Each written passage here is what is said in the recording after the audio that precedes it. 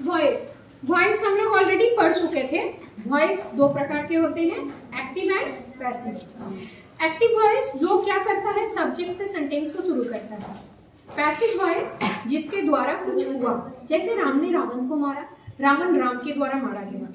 दो तरह की बातें, Ram killed Ravana, Ravana was killed by Ram.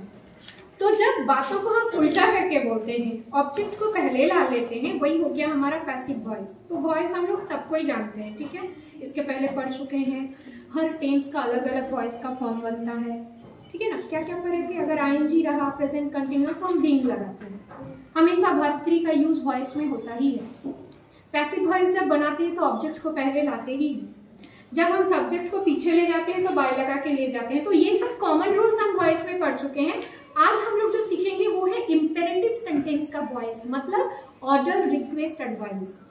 तो सबसे पहले इम्पेरेटिव सेंटेंस समझना है। अभी किसी को भी ना लिखना नहीं है। जब हम लोग कोई भी चीज को सुनते हैं ना तो ध्यान से समझना है, पेपर पेन कोई भी नहीं चलाओगी। तो इम्पेरेटिव सेंटेंस का मतलब भी है जो सेंटेंस हमारा वर्ब 1 से शुरू होता है, जिसमें हमारा 3 तरह का सेंस रहता है, ऑर्डर, रिक्वेस्ट एंड एडवाइस।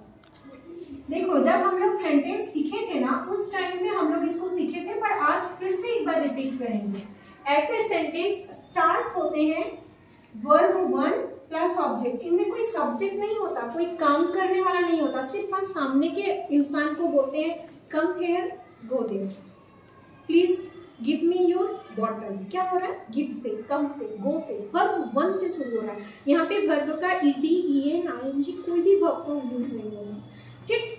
तो ये स्टार्ट होता है हमेशा वर्ब 1 प्लस ऑब्जेक्ट, जो करने के लिए बोला जा रहा है, ठीक है, वो है हमारा ऑब्जेक्ट। तो जब ऑर्डर देते हैं किसी को, एडवाइस देते हैं किसी को, हम कैसे बोलते हैं, टेक मेडिसिन इन टाइम। किसी ऑर्डर को हम एडवाइस में कन्वर्ट कर सकते हैं, ये सोचकर कि इसमें एक अच्छी शिक्षा है। जब हम किसी को बोलते हैं समय पर दवा लो, टेक मेडिसिन इन टाइम, ये हो गया एडवाइस।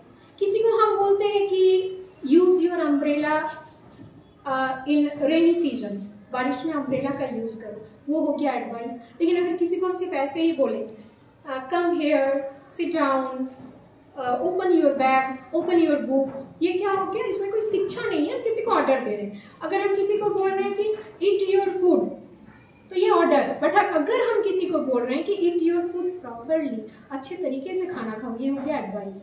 प्लस एडवाइस को पहचानने का एक और तरीका है ऑलवेज और नेवर। एडवाइस में ना जब हम किसी को ऑलवेज बोलते हैं, always respect your elders, always speak the truth, मतलब हमेशा किसी को कुछ करने के लिए बोलना, वो एडवाइस। फिर नेवर, उसी का opposite, never tell a lie, never go outside at the night alone, ये सब क्या हो गया, मना करना, नेवर लगा के। ऑर्डर में हम डोंट बोलते हैं, एडवाइस में हम नेवर बोलते हैं, ठीक। ये भी एक पहचानने का तरीका हो सकता है। और रिक्वेस्ट कैसे समझ आएगा बाबू, रिक्वेस्ट को पहचानना बहुत आसान है। इसमें एक प्लीज या काइंडली लगा रहता है, या तो वाक्य के स्टार्ट में या लास्ट में। अगर किसी को बोलेंगे please give me your pen, ये हो गया रिक्वेस्ट। उसके बाद help me kindly, help me please, last में भी लग सकता है, वो हो गया रिक्वेस्ट। तो सबका अब अलग अलग फॉर्मेट बनेगा। ऑर्डर, तो एक्टिव एंड पैसिव वॉइस से हम सीखे हैं। यहाँ हम लिखेंगे नंबर 1 में ऑर्डर। अगर हम किसी को एक्टिव वॉइस में ऐसे ऑर्डर देते हैं जैसे कि ओपन योर बुक, मान लो ओपन द डोर, चलो यहाँ से हम सीखते हैं ओपन द डोर। तुमको समझ आ गया ये ऑर्डर है भाई, क्योंकि इसमें ना तो प्लीज है, ना कोई शिक्षा है, ना ऑलवेज है, ना नेवर है। ओपन द डोर मतलब वर्ब 1 से स्टार्ट है, कोई नाम भी नहीं है यहाँ, ये असर्टिव सेंटेंस नहीं है। ये क्या है मेरा, ये ऑर्डर है, इसमें कोई ओह नो नहीं है, ये एक्सक्लेमेटरी नहीं है, इसमें कोई सवाल नहीं है, ना तो क्वेश्चन मार्क है, ना पहले हेल्पिंग वर्ब है। ये क्या है, डायरेक्ट वर्ब 1 से शुरू है, ऑर्डर है। तो ऑर्डर के सेंटेंस का जब हम पैसिव वॉइस बनाते हैं ना, एक रूल सीख लेना है, let plus object, let plus object plus be plus verb 3, ये हो गया मेरा फॉर्मूला। इसके अकॉर्डिंग अगर हम बनाएंगे तो क्या लिखेंगे, अब एक साथ बोलो, लेट ऑब्जेक्ट क्या है, ओपन या the door, the door, let the door अब क्या लगेगा? बी। यस, कॉन्फिडेंस के साथ बोलो। Let the door be. अब वर्ब 3 क्या होगा? वर्ब क्या है मेरा? ओपन। उसका verb 3 open. Let the door be open. ये हो गया मेरा ऑर्डर वाला। ये स्ट्रक्चर लिख लोगे। अब चलते हैं रिक्वेस्टेड बोल रहे हैं। रिक्वेस्ट का बहुत आसान तरीका है, एक चीज रट लेना बस। प्लीज के वक्त एक चीज लगेगा, बाकी कुछ नहीं। इसी को अगर हम रिक्वेस्टफुली बोलते हैं किसी उम्रदार इंसान को, ठीक है, प्लीज ओपन द डोर। अब ना हम अपने से एजेड इंसान को डायरेक्ट नहीं ना बोल सकते ओपन द डोर, अपने छोटों को तो बोल सकते हैं, किसी अजनबी को, स्ट्रेंजर को, अननोन पर्सन को हम नहीं बोल सकते कि ओपन द डोर, हमको प्लीज लगाना पड़ेगा। तो जब हम इसका पैसिव वॉइस बनाते हैं बाबू, प्लीज के बदले एक वर्ड को रट लेना। एक वर्ड है जिसको तुमको रट लेना है, वो है यू आर रिक्वेस्टेड टू। देखो कितना आसान है ये, यू आर रिक्वेस्टेड टू। बाकी जो भी है ना तुम्हारा, कुछ वर्ब 1, 3, 2 कुछ नहीं करना है, जो लिखा है उसको सीधा लिख दो और इसको घेर लेना याद करने के लिए। You are requested to open the door. You are requested to open the door. Easy है? Is this easy? ठीक, इसमें तो सीखने का कुछ नहीं है। उसके बाद हम एडवाइस में चलते हैं। एडवाइस हम तभी सबको देते हैं ना बाबू, जब कुछ इंसान को करना चाहिए होता है। मतलब आपको सच बोलना चाहिए, तभी हम आपको ये एडवाइस दे रहे हैं। मतलब आपको नहीं करना चाहिए, तभी हम आपको नेवर बोल के मना करते हैं। इसीलिए चाहिए मॉडल वर्ब का इंग्लिश क्या होता है? शुड। इसीलिए एडवाइस में जब पैसिव बनाते हैं ना, हम शुड भी का यूज करते हैं। तो चलो सबसे पहले हम लिख लेते हैं ऑलवेज से, क्योंकि मैक्सिमम क्वेश्चन एडवाइस का ऑलवेज लगा कर आता है। अगर किसी में ऑलवेज ना भी दे और तुमको लगे कि अच्छी शिक्षा है, take medicine in time, speak the truth, तो वैसे मामले में तुमको ऑर्डर के हिसाब से नहीं, किसके हिसाब से करोगे? एडवाइस के हिसाब से। लेकिन ज़्यादातर ऑलवेज या नेवर लगा रहता है, इसीलिए ज़्यादा टेंशन नहीं लेना है। जहाँ भी ऑलवेज नेवर रहा ऐसे बना देना। Always speak the truth. Always speak the truth. तो हमको इसका पैसिव वॉइस क्या बनाना है?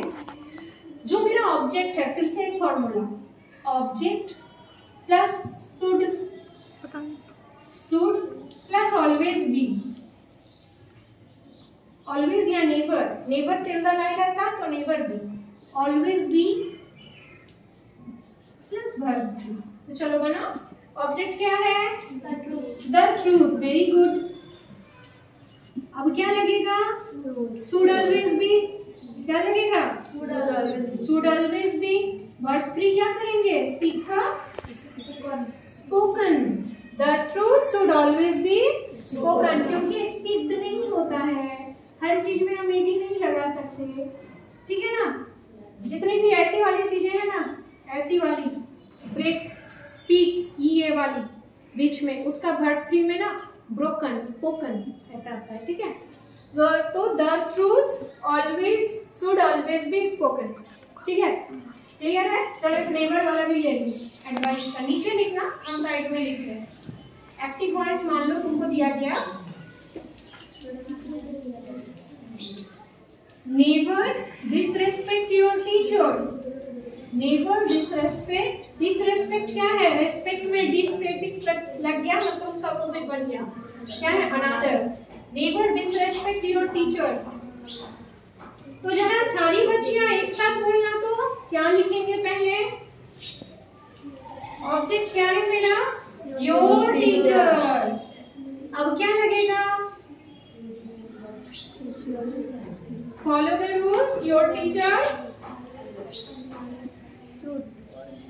शुड ऑलवेज बी या नेवर बी? यहाँ नेवर बी, क्योंकि यहाँ नेवर है, तो शुड भी लगेगा अंदर, ऑलवेज या नेवर जो है उसको घुसा देने के बाद, उसको पहले एंट्री करा देंगे बीच में, उसके बाद तो your teachers should never be disrespected. Clear? Verb 3 last में। एक बार हम दोहरा देते हैं शॉर्ट में, ध्यान से देखना। Voice of imperative sentence. Imperative का मतलब होता है ऑर्डर, रिक्वेस्ट एंड एडवाइस, ठीक है। तो रोज ये क्लियर हो गया, आज यहाँ तक रखो तुम।